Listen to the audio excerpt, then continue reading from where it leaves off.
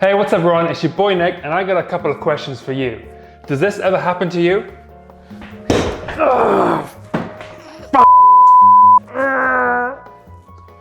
Is it still dark and gloomy even with the lights on?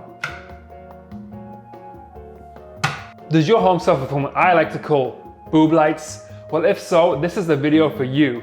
In this video, I'm going to show you exactly how to exterminate your home's boob lights and replace them with this recessed LED, which lasts longer, is brighter, doesn't look like a boob, and I don't smash my head on it, which is awesome. So you're going to want to stick around for this video. So first things first, and most importantly, you want to make sure that the power supply to your light is turned off at the breaker. And this usually goes something a little like this. Is it off? No, it's not. It's still on.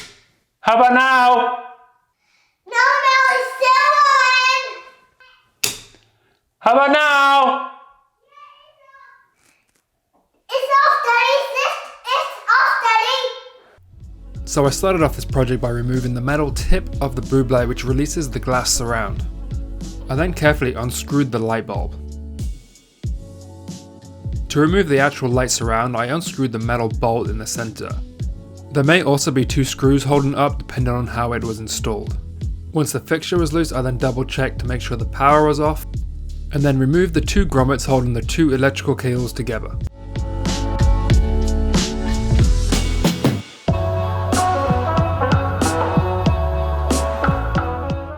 I then removed the center bracket on the junction box to gain access to the earth cable.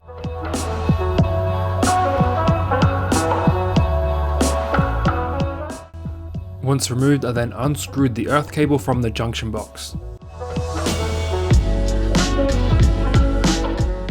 Once the wires were completely free from the junction box, I then broke off the tabs of the junction box and then wiggled it away from the joist and then removed it from the ceiling.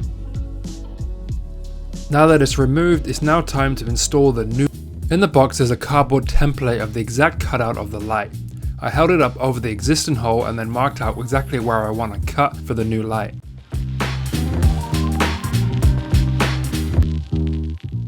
I then carefully, using a drywall saw, I cut out the bigger hole to accommodate the new light.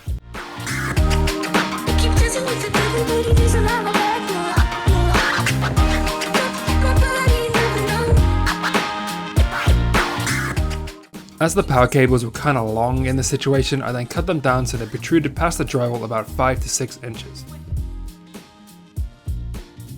I then stripped the tips on the black and white cable to expose about 3/4 of an inch of raw copper.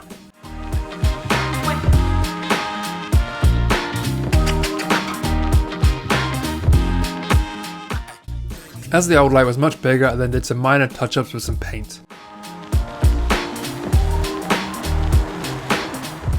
So the new light comes in two parts, the actual light fixture with the spring-loaded clips, and then the actual electrical box which connects the power supply to the light. So the white cable on the outside connects to the actual light fixture, and then on the inside there's 3 little cables. The live, the earth and the neutral, and they all come with these quick connect push terminals for ease of installation. And finally on the outside you see the 3, 4 and 5000 K switch. These are the 3 different color settings in which the light comes in. I removed one of the knockouts on the side of the electrical box and then inserted a snap-in bushing to protect the cable and hold it into position.